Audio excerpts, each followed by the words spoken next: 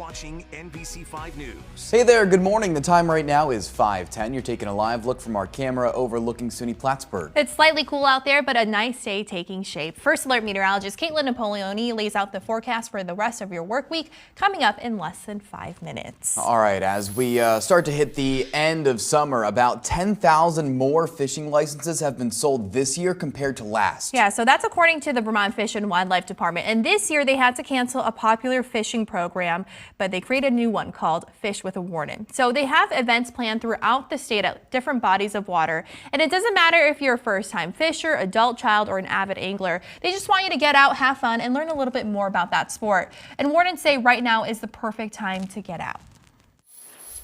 Right now, specifically, it allows for social distancing. You can get outside. Sometimes you're on a riverbank, sometimes you're on a pond, sometimes you're out in a boat.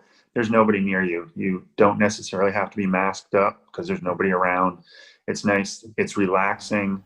Events are coming up in places like Brattleboro, Burlington, and Wrightsville. You can find more information on our website, mynbc5.com.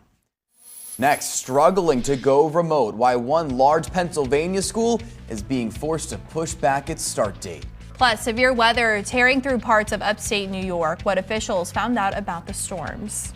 Quiet and seasonable weather for a couple of days, but we do have some rain coming this week, and I'll tell you when, coming up in about 2.5 minutes.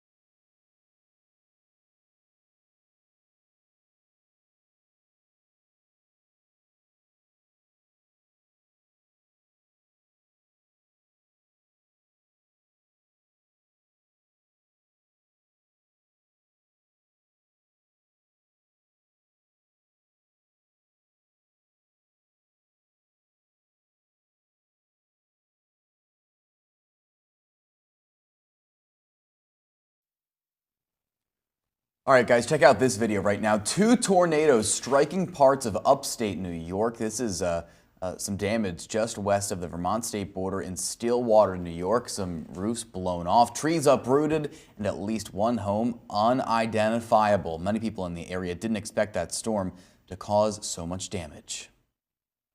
All right, that just goes to show you how you really got to expect the worst, I guess, in all situations like that. Yeah, huh? I think the track of that tornado was only a quarter of a mile in Stillwater. Wow. Either that or a mile and a quarter. There were two, so I'm not sure if I'm getting those mixed up. But both of those tracks very, very short. So yeah, it goes to show exactly what just a quick little brief storm can do. So always have a heads up on days like that. Today, thankfully, we are very quiet. It's a completely different story and actually a really nice day to look forward to. 55 already in Burlington and Plattsburgh, which puts us very close to average. It should be very seasonable this morning. A lot cooler though elsewhere. It's only 46 in Lebanon, 49 in Montpelier, 43 in Keene, New Hampshire, only 39 in Saranac Lake. So an extra layer jacket. 'Tis the season to have that as you head out in the mornings these days. We've got a quiet start too. In addition to a cool one, you've got just a few of those broken clouds continuing to more and more so break up, and that will leave temperatures falling maybe another couple of degrees in the next 45 minutes or so.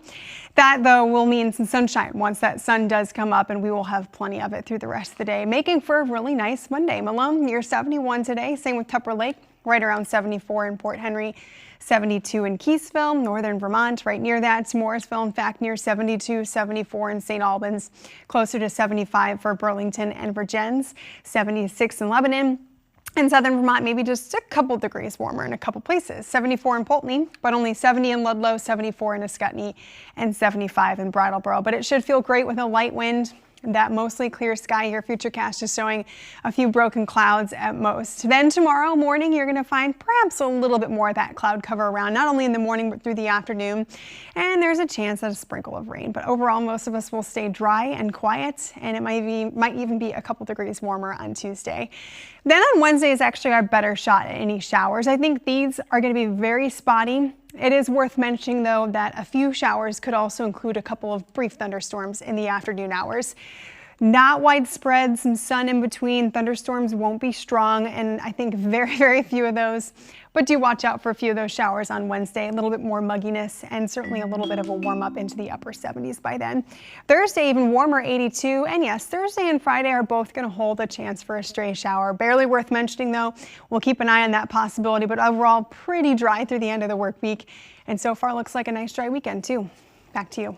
Well, this next story may be difficult for some to watch. Oregon Governor Kate Brown is putting out a plan to try to bring calm to the city of Portland. It follows months of protests against police brutality and a deadly shooting over the weekend as pro-Trump supporters clashed with other demonstrators. Reed Binion has the story. What America needs is for you to be stopped. Portland, Oregon Mayor Ted Wheeler taking aim at President Trump Sunday, following a shooting death in Portland Saturday night after a caravan of Trump supporters rolled through the city, clashing with anti-police brutality protesters. You've tried to divide us more than any other figure in modern history.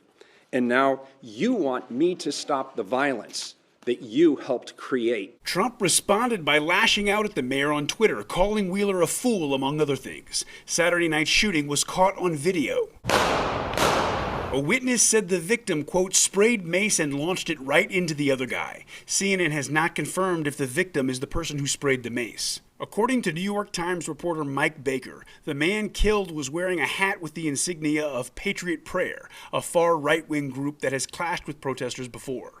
Trump tweeted, quote, rest in peace about the shooting victim, while again criticizing Mayor Wheeler.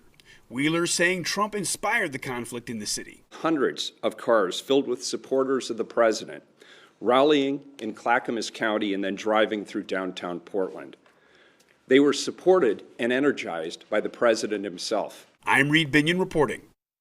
Well, Twitter says it has removed a post President Trump retweeted because it violates the company's rules. The tweet was from a supporter of a baseless QAnon conspiracy theory. The claim is that the CDC has reduced the number of U.S. deaths it believes stemmed from the coronavirus to 6% of the reported total. That's inaccurate. It actually says 6% of death certificates that list COVID-19 indicate it was the only factor in the fatality. The other 94% of patients also had issues like obesity, heart disease, or diabetes. Meanwhile, more than 25 million people have been infected with COVID-19 worldwide.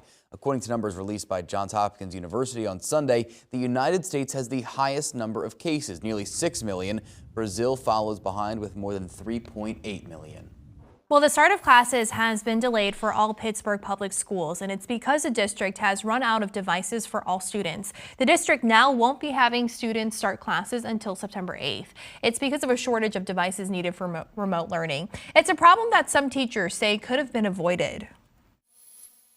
It seems like this device situation should have been taken care of like 2 years ago, 3 years ago, 5 years ago. School administrators are blaming supply chain issues for the delay.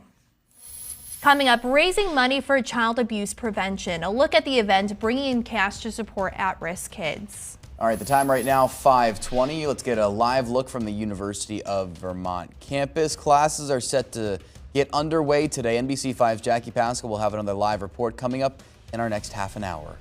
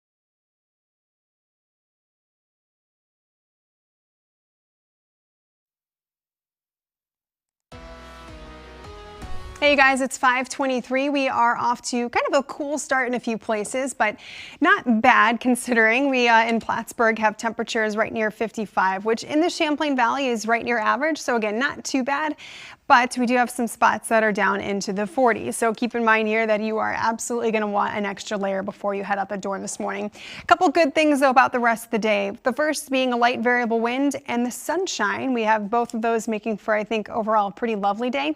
Plattsburgh will get up close to 70, maybe the mid 70s at times briefly later today. Back over to you. A local nonprofit is raising money for child abuse prevention in a pretty unique way. NBC5's Lauren Granada explains how it was done with a polo charity match. Polo players striking for a good cause. The Sugarbush Polo Club partnering with Prevent Child Abuse Vermont for its third annual benefit match. As you can imagine, like other nonprofits, we've really been struggling and suffering. The first in-person event they've been able to hold since the COVID-19 pandemic hit. The fundraiser will help provide interactive parent education and support programs for children and families at risk of abuse and neglect. Children are behind closed doors during this pandemic, and we know that child abuse has actually risen. The executive director of the Vermont chapter says the organization served 16,000 individuals last year, most of them being children. The online predator activity is up by 90%, according to the National Center for Missing and Exploited Children. That's a big reason why everyone came out to support the cause, attending the match by watching from their cars, all parked 6 feet away from each other. I figured it was a great way, especially during quarantine, to kind of be out and do something cool. It's outside, it's fun, gives them something to do for the day while also obviously supporting a great cause. And for the polo players, we get together, we usually have about 15 players. A chance to give back while doing what they love. There's an awful lot of people that are suffering, and children especially, and if we can do anything in our small way to help that, it makes us all feel really good. In Shelburne, Lauren Granada, NBC5 News. Still ahead, helping out the victims of a devastating storm. The local Red Cross volunteer lending a hand on the Gulf Coast. And it's back to class for University of Vermont students and staff. How professors are feeling ahead of the first day, coming up.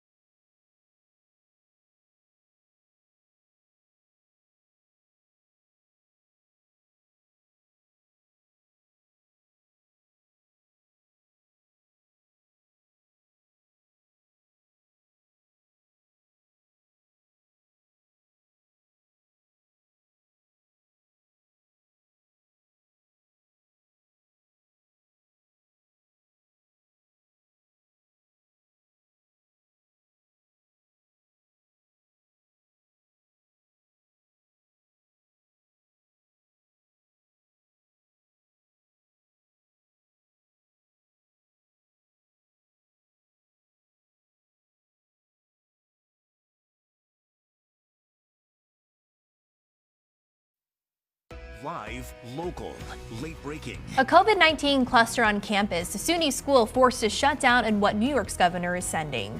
Plus, saying goodbye to snow days, why some Vermont educators say they could soon be a thing of the past. The amount of destruction, the amount of people displaced by the storm is immense. Growing desperation in Louisiana. A New Hampshire Red Cross volunteer on the ground describes how the pandemic is complicating the relief response. NBC5 News Today starts now. Hey, thanks so much for waking up with us. I'm Alice King. Good morning, I'm Tom Garris. We've got a lot to get to on this Monday, the 31st of August. Our whole team is here to get your day started. Jackie Pascal joins us live in Burlington in just a couple of minutes. But first, let's go to First Alert meteorologist Caitlin Napoleone. Caitlin, it's shaping up to be a pretty nice start to the work week. Yeah, loving already the forecast that we have for the start of the week. This morning, it is really quiet and I'd say nice out, but it is going to be a little bit cooler. 49 now in Montpelier, 46 in Rutland, only 45 in Springfield, 48 in Messina, and managing to hold on to those mid-50s still in the Champlain Valley. But we're still about 40 minutes away from sunrise, which means temperatures may drop another couple degrees, especially as those clouds that we had overnight continue to break up. We're left with the sunshine all day, so while it may be a little on the cool side this morning in some spots, turning into a gorgeous afternoon. 68 in the Champlain Valley by about lunchtime. We'll be in the mid-70s for our highs.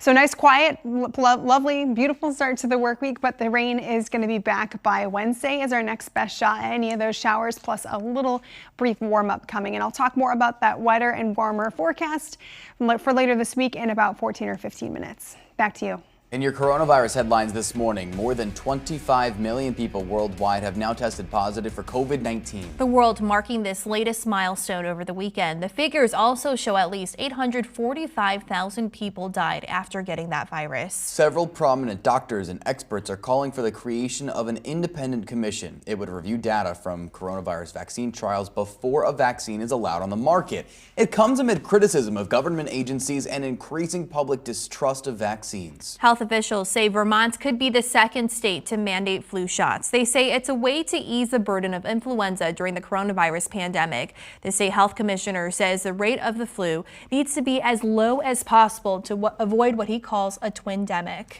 In Vermont, there were 11 newly reported positive COVID-19 tests reported. 3 people are currently in the hospital. In New Hampshire, there are 9 new positive cases, no new deaths related to the coronavirus in the state. And in northern New York, no new cases of the virus reported, although much of that data is not reported on weekends. But another person has died in connection with the Essex Center outbreak. Governor Andrew Cuomo says there's a new record of COVID-19 tests reported in New York State. There were more than 100,000 test results reported on Saturday. Those results also showing some good news. The state saying both hospitalizations and intubations dropped to a new low since mid-March. A popular Burlington restaurant will be closed again today after a guest tested positive for COVID-19. The Farmhouse Tap and Grill posting a message on its Facebook page yesterday.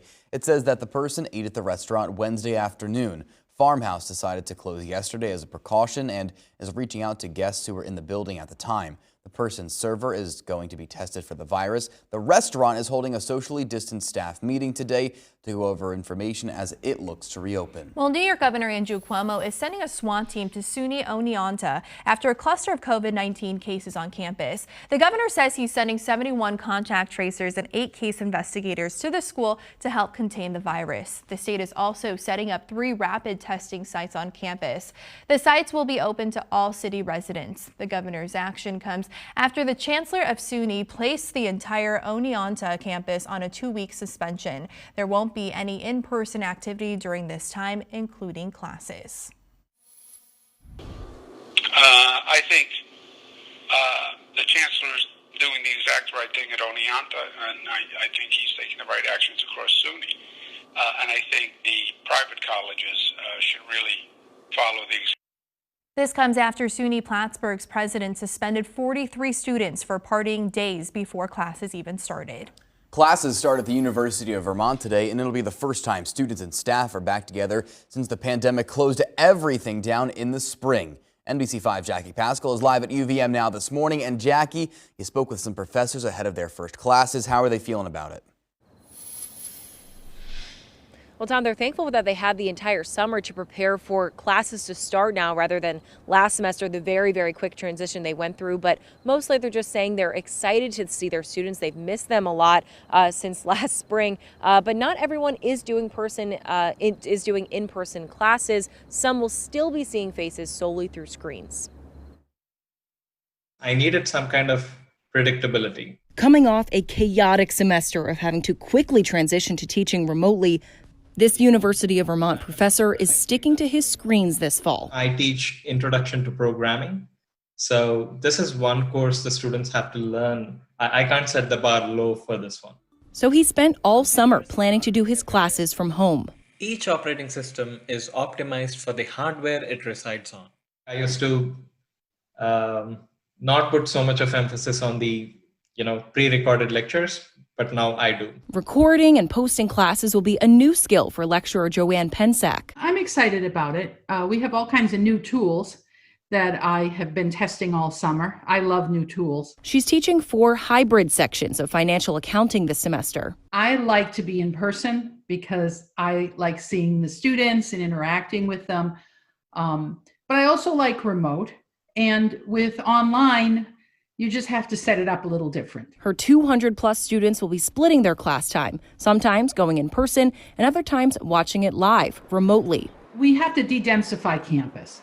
They'll see me and they'll see the rest of the class because what I'm doing is teaching people in class at the same time as people at home. Pensack and the other professors will use Microsoft Teams to live stream their classrooms.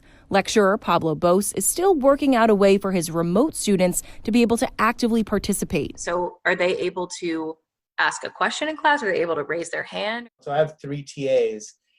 2 of them are going to be monitoring chats. Bose is also coming off his 10th summer teaching courses online, now feeling more prepared for whatever comes his way this semester. I've kind of separated out a little bit.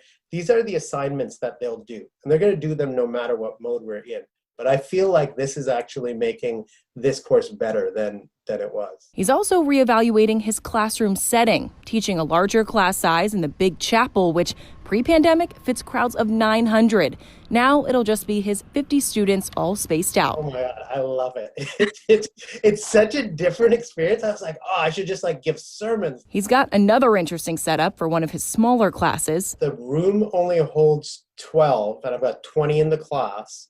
So I'm doing the whole class outside. I told all the students, bring rain jackets. Rain or shine, Bose and his fellow lecturers are all looking forward to the first day of classes. I'm pretty excited after a lot of isolation. I want the students to learn the actual concepts, and I'm trying my best to make it happen. Very excited to see the students. I mean, I wouldn't be doing this if I didn't have faith in them. Now, everyone on campus is going to be required to be wearing face coverings when they're in those classes and when they can't be 6 feet apart on campus. And Bose says the university-supplied face coverings are actually pretty good, and he's hoping that his voice won't be too muffled for the first day of class. Live in Burlington, Jackie Pascal, NBC5 News.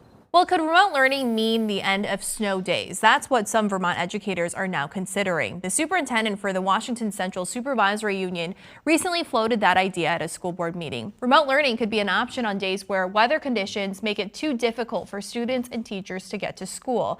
Many districts are working to switch to at least part-time remote education this fall. NBC5's First Traffic. 5:38 and a very happy Monday morning. We've got just a little bit of patchy fog. It's not a widespread issue for this morning's drive. I don't think it will be. However, in some of those places are typical spots. It looks like the Northeast Kingdom through the Connecticut River Valley and parts of the Adirondacks. You are going to find some of those patches of low visibility due to that fog. But other than that, moving along nicely so far. It's 51 in Derby, 52 in Waitsfield. Northern parts of our area looking pretty good, feeling pretty good. 53 in Alberg. It's about 51 in Addison, 50 in Wilmington, New York to the south. A little cooler. You guys are mainly in the mid-40s for southern Vermont and New Hampshire. Rest of your day looks great. By lunchtime in the Champlain Valley, upper 60s, low and mid-70s with lots of sun and a light variable wind. Beautiful final day of August. I'll talk more about how your September will start. That's coming up in the full forecast in about 6 minutes or so. Back to you. Well, a tense situation continues in Portland this morning. Oregon State Police are headed back to the city today after a man was shot to death over the weekend. And this following clashes between Trump supporters and counter-protesters. Now, both President Trump and Democratic presidential candidate Joe Biden are planning trips this week to address the violence. NBC5's Jared Hill has the details. Vice President Biden is headed to the battleground state of Pennsylvania today, raising the question, are you safe in Donald Trump's America? Meanwhile, President Trump is preparing a trip to Wisconsin for tomorrow as he rails against violence in the city that he says is run by a Democrat. This comes after a Trump supporter was killed over the weekend after a caravan of Trump supporters and protesters denouncing police brutality clashed in Portland, Oregon. President Trump continues to blame the city's mayor, a Democrat, calling him weak. Meanwhile, in Wisconsin, where tensions are still raw after a police officer shot Jacob Blake and a 17-year-old allegedly killed 2 protesters. The governor is asking President Trump to reconsider his trip, writing that he's concerned it would only hinder their healing.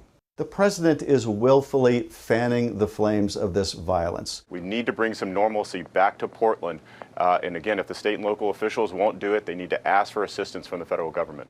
President Trump is scheduled to meet with law enforcement as well as survey damage in Kenosha, Wisconsin. That's according to the White House. Reporting in Washington, I'm Jared Hill.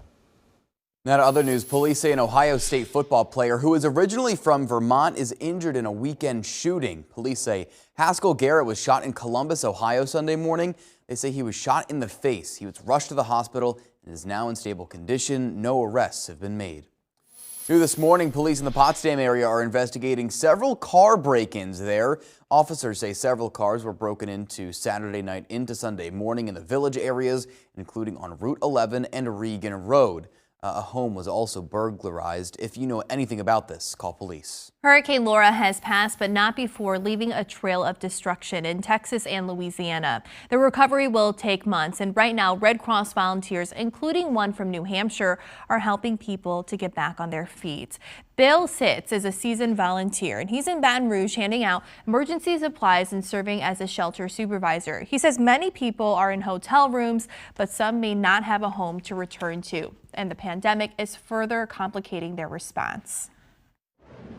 If we are going out, there's never more than 2 people in a vehicle. We have one in the front seat, one in the back seat. It takes a lot more people. Sitz will be on the ground for at least another week. He says the best way to help is to donate money to the Red Cross. Because, of course, everything is now worked around COVID this year. We couldn't do that. One program canceled, but there's another one that's gaining popularity. How you can learn how to fish with an expert for free. And more fallout from a wedding in Maine. How many people have now caught the coronavirus as a result? That's next. You're watching NBC5 News Today.